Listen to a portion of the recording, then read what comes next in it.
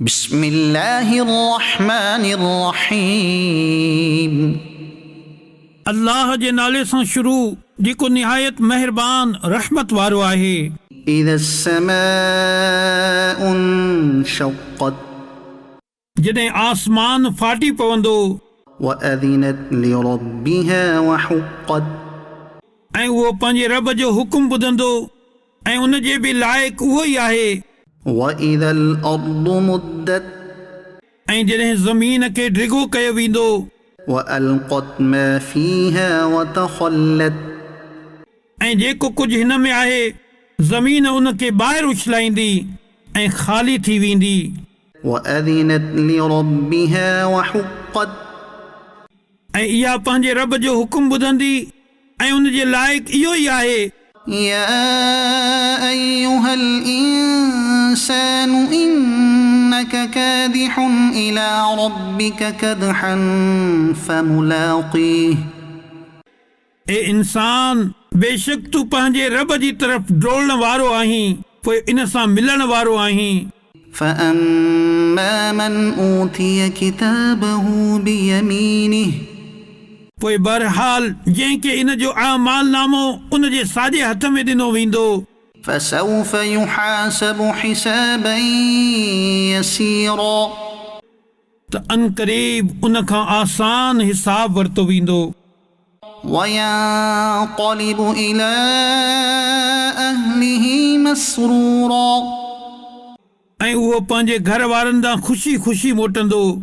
वअम्मा मन ऊतिय किताबहु वराअ ज़हरिह, ऐं रहियो उहो जंहिंखे उन जो आमाल नामो उन जे पुठीअ जे पोयां ॾिनो वेंदो। फसौफ यदउ सुबूरा, त उहो अनक़रीब मौत घुरंदो। वयस्ला सईरा, ऐं उहो भड़कंदड़ बाहि में दाख़िल थींदो। इन्नहु कान फी अहलिही मसरूरा, बेशक उहो पंहिंजे घर वारनि में ख़ुशि हो। इन्नहु ظن अन लन यहूर, बेशक उन सम्झो त इहो हरगिज़ वापसि न मोटंदो।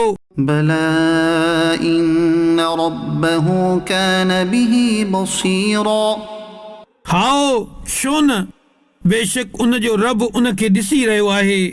फला उक़सिमु बिश्शफ़क़, पोइ मूंखे शाम जे सोझिरे जो कसम आहे। वल्लैलि वमा वसक़, ऐं राति जो ऐं उन्हनि शयुनि जो जेकी राति में गॾु थियनि थियूं। वल्क़मरि इज़ा इत्तसक़, ऐं चंड जो जॾहिं उन जो नूर पूरो थी वञे। लतरकबुन्न तबक़न अन तबक़, ज़रूर तव्हां हिकु हालत खां पोइ ॿी हालत जी तरफ़ चढ़ंदव। फमा लहुम ला युमिनून, पोइ उन्हनि खे छा थियो जो इहे ईमान नथा आणनि।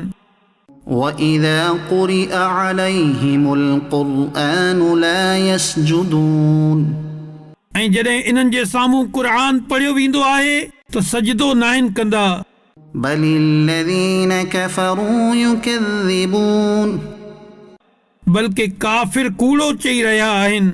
वल्लाहु अअलमु बिमा यूऊन, ऐं अल्लाह इन्हनि खे खूब ॼाणे थो जेकी इहे पंहिंजे दिलनि में रखनि था। फबश्शिरहुम बिअज़ाबिन अलीम, पोइ तूं इन्हनि खे दर्दनाक अज़ाब जी बिशारत ॿुधाए छॾ।